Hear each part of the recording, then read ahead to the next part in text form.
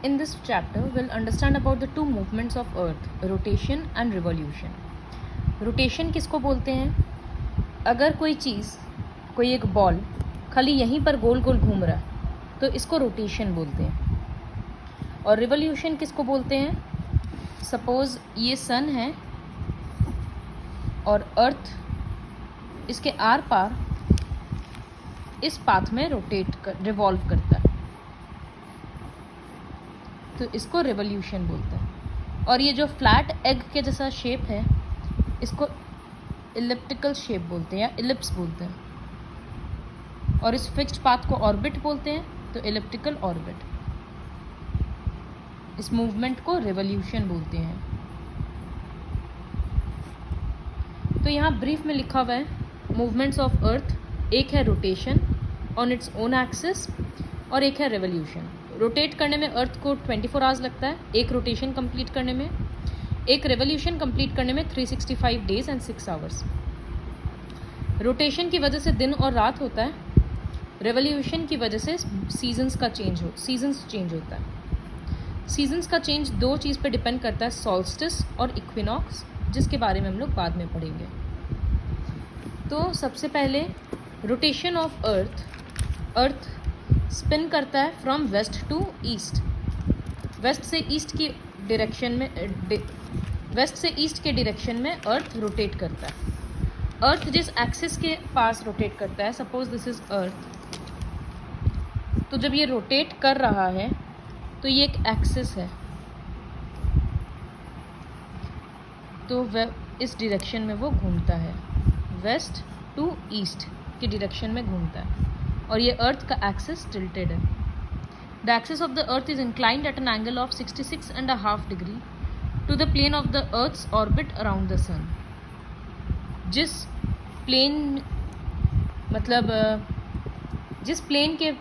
Plane में अर्थ सन के around revolve होता है उससे 66.5 डिग्री का वो एंगल बनाए रखता है. मतलब ऑलमोस्ट हम लोग बोल सकते हैं कि ये एंगल 66.5 डिग्री है. तो ये है अर्थ का एक्सिस जो कि टिल्टेड है. इसका मतलब अगर यहाँ सन है तो इस पोर्शन में ज़्यादा धूप मिलेगा और इसमें कम मिलेगा. फिर जब ये टिल्ट होके सपोज देखो रोटेट हो रहा है, इसका मतलब अभी ये जो लिखा हुआ है, suppose this is the sun, here this is the sun, तो अभी रोटेट हो रहा है मतलब ये ऐसे गोल गोल घूम रहा है ये. तो ये जो लिखा हुआ पोर्शन अभी यहाँ पर धूप ज़्यादा पड़ रहा है, इसका मतलब यहाँ पर दिन है, डे है. तो ये ऊपर वाले पोर्शन में क्या है, पूरा धूप अभी तक आया नहीं है तो हम लोग बोल सकते हैं यहाँ पर मॉर्निंग का टाइम है. यहाँ पर नून है क्योंकि सीधा धूप पड़ रहा है, दोपहर का टाइम है तो यहाँ सुबह का टाइम है. और इसके पीछे वाला पोर्शन जिसको धूप मिल ही नहीं रहा है वहाँ पर रात है. फिर जब ये धीरे से रोटेट करेगा तो लिखा हुआ पोर्शन अब पीछे की तरफ जा रहा है तो वहाँ शाम होगा. फिर जब पूरे उल्टे साइड में आ जाएगा तो वहाँ रात हो गया. तो इस तरह से because of the rotation of the earth day and night occurs. 24 घंटा में ये अगर अभी यहाँ धूप है तो 24 घंटा में ये चीज़ वापस सामने आ जाएगा. तो इसीलिए सिंस अर्थ को रोटेट होने में 24 आवर्स लगता है तो 24 आवर्स में डे एंड नाइट होता है.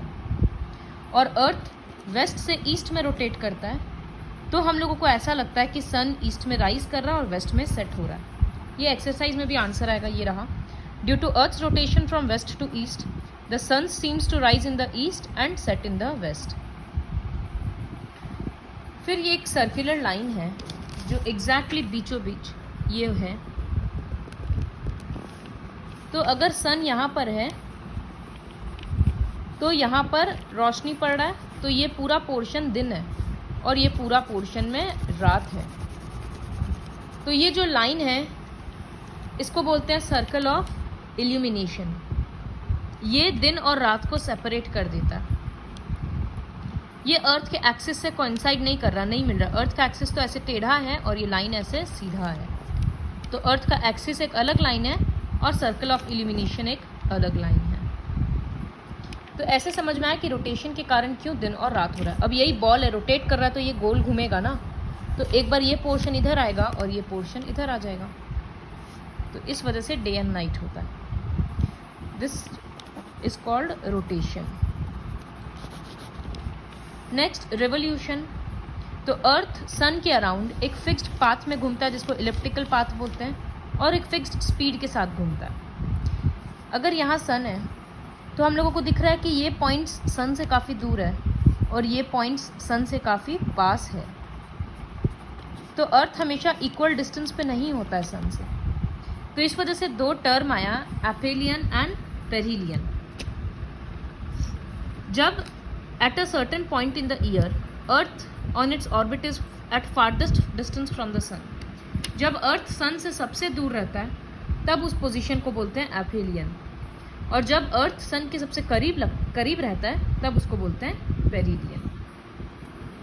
फिर एक दूसरा कंसेप्ट आता है, अर्थ को एक्चुअली एक रिवोल्यूशन ख़त्म करने में लगता है 365 डेज एंड 6 आवर्स। एक रेवोल्यूशन का मतलब एक साल। जैसे 24 घंटा में जब रोटेशन ख़त्म कर रहा था तो हम लोग 24 आवर्स को 1 डे बना दिए। तो इसी तरह से एक रेवोल्यूशन ख़त्म करने में जितना टाइम लगेगा उसको हम लोग 1 ईयर बना देंगे। तो हिसाब से ये 1 साल होना चाहिए था, लेकिन अब लोग ये 6 ईयर्स का कैलकुलेशन कैसे करेगा? तो अपना कन्वीनियंस, अपने सुविधा के हिसाब से हम लोग 365 डेज़ को 1 ईयर बना दिए। अब ये जो 6 आवर्स बचा, 4 साल में 6 6 6 ऐड होकर 24 आवर्स हो जाएगा, मतलब ये एक दिन के बराबर हो गया। तो इस एक्स्ट्रा डे को उस ईयर में ऐड कर दिया जाता है। तो इसीलिए लीप ईयर हर 4 साल के बाद आता है, क्योंकि एक दिन 24 घंटा एक्स्ट्रा होने में 4 साल लगता है। तो वही 6 hours over a period of 4 years becomes an extra day, and this extra day is added in the year called leap year, जो फरवरी में ऐड कर दिया जाता है 29 डेज बोलकर। तो अब हम लोगों को समझ में आया कि लीप ईयर में 366 डेज क्यों आता है और ये हर 4 साल में ही क्यों आता है, क्योंकि 6 आवर्स एक्स्ट्रा है तो 4 साल में वो एक दिन के बराबर का टाइम बनता है। और हम लोग क्यों 365 लिए? ताकि हम लोगों को समझने में ईजी हो कि डेज ख़त्म तो ठीक है, ये कैसे याद रखेंगे कि 6 घंटा ख़त्म हो रहा है तब एक नया कैलेंडर शुरू होगा, वो बहुत डिफ़िकल्ट हो जाता इस वजह से। तो ये पूरा पैराग्राफ लर्न करना काफ़ी इंपॉर्टेंट है। Next is effects of revolution. जब अर्थ रिवॉल्व करता है तो उसका क्या असर होता है? ये हम लोगों को दिख रहा है कि पोजीशन इक्वल नहीं है। तो ये वाला पोजीशन है 21 जून, लिखा है समर सॉल्स्टिस। यहाँ धूप कहाँ ज़्यादा पड़ रहा है? ये नॉर्दर्न हेमिस्फीयर है, तो नॉर्दर्न हेमिस्फीयर में धूप ज़्यादा पड़ रहा है, इसका मतलब यहाँ पर समर होगा।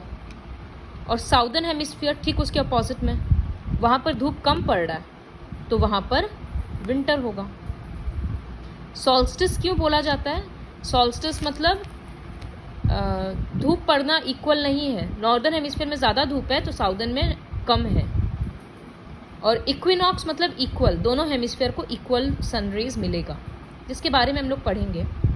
तो पहले अगर हम लोग समर सॉल्स्टिस के बारे में पढ़ेंगे तो जून, मई, जून, अप्रैल, मई, जून, ये सब का जो मंथ्स होता है इसमें सन नॉर्दर्न हेमिस्फीयर की तरफ ज़्यादा रहता, मतलब अर्थ नॉर्दर्न हेमिस्फीयर सन की तरफ ज़्यादा झुका हुआ रहता है। तो उसकी वजह से क्या होता है, नॉर्दर्न हेमिस्फीयर में ज़्यादा धूप पड़ता है, स्पेशली ट्रॉपिक ऑफ कैंसर में। तो 21 जून को सन डायरेक्टली ट्रॉपिक ऑफ कैंसर के सीधा ऊपर रहता है। अगर सन ठीक ऊपर रहेगा तो रेज जो है वो वर्टिकल पड़ेगा और धूप बहुत ज़्यादा लगेगा, गर्मी बहुत ज़्यादा लगेगा। इसीलिए दोपहर को गर्मी ज़्यादा लगता है, क्योंकि सन ओवरहेड होता है, ठीक ऊपर होता है। शाम और सुबह को हम लोग देखते हैं सन साइड में होता है। तो जब नॉर्दर्न हेमिस्फीयर में सन वर्टिकल होता है, ओवरहेड होता है, तो वहाँ पर समर होता है। फिर 21 जून, अब अर्थ तो रिवॉल्व कर रहा है ना, तो यहाँ का तो समझ में आ गया। रिवॉल्व करते करते वो इस पोजीशन में आएगा। इस पोजीशन को इक्विनॉक्स बोलते हैं। इक्विनॉक्स मतलब सन इक्वेटर के ऊपर है, तो दोनों हेमिस्फीयर को, नॉर्दर्न हेमिस्फीयर और साउदर्न हेमिस्फीयर को बराबर का धूप मिल रहा है। तो समर के बाद क्या आता है? ऑटम आता है। तो इसलिए नॉर्थर्न हेमिस्फीयर में ऑटमनल इक्विनॉक्स हो गया और साउदर्न में स्प्रिंग इक्विनॉक्स हो गया। क्योंकि साउदर्न में विंटर था, विंटर के बाद स्प्रिंग आता है।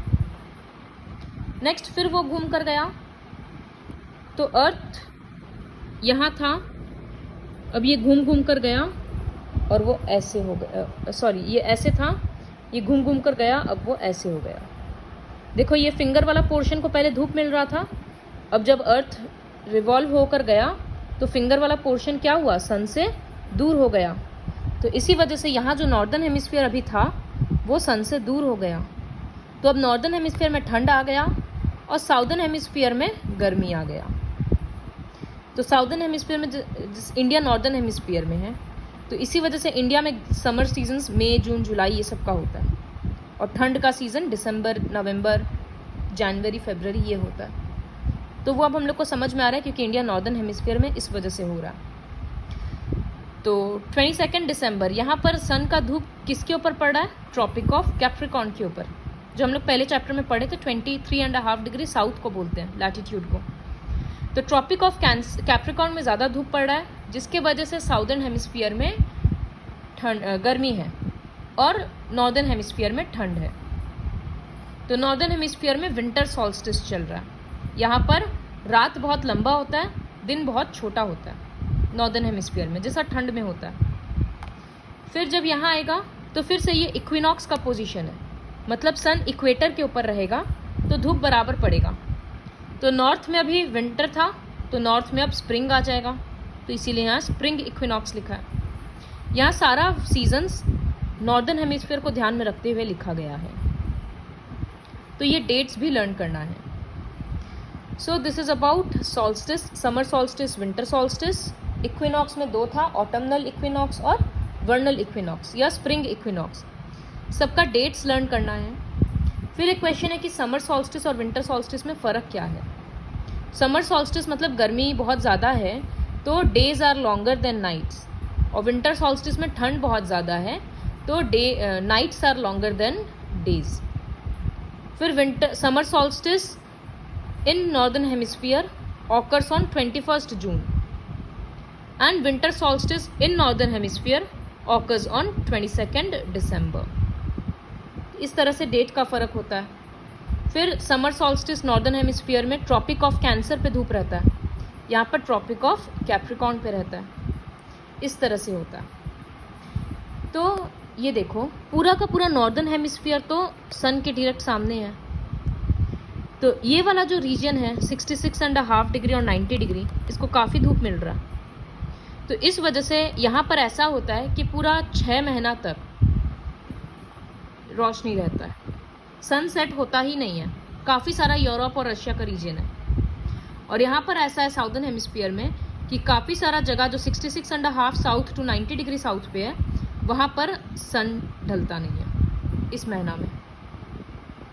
तो सोचो सनसेट ही नहीं हो रहा है। ठीक उसी तरह से पीछे में 6 महीना तक कोई कोई रीजन है जिसको धूप मिल ही नहीं रहा है, क्योंकि अर्थ रोटेट कर रहा है, इसलिए थोड़ा बहुत धूप सबको मिलेगा, लेकिन नॉर्दर्न हेमिस्फीयर को ज़्यादा मिलेगा क्योंकि वो उस तरफ झुका हुआ है, इसी वजह से वहाँ ज़्यादा गर्मी होता है। लेकिन कोई कोई साउदर्न हेमिस्फीयर में कोई कोई रीजन है जो रोटेट होने के बावजूद सन के कांटेक्ट में आ ही नहीं रहा सन के तरफ, तो वहाँ पर पूरा 6 महीना के लिए अंधेरा रहता है और बाद में पूरा 6 महीना के लिए रोशनी। ऐसा बहुत सारा प्लेसेस वर्ल्ड में है, you can Google it. So this is all about the change in seasons and the occurrence of day and night due to revolution and rotation of earth.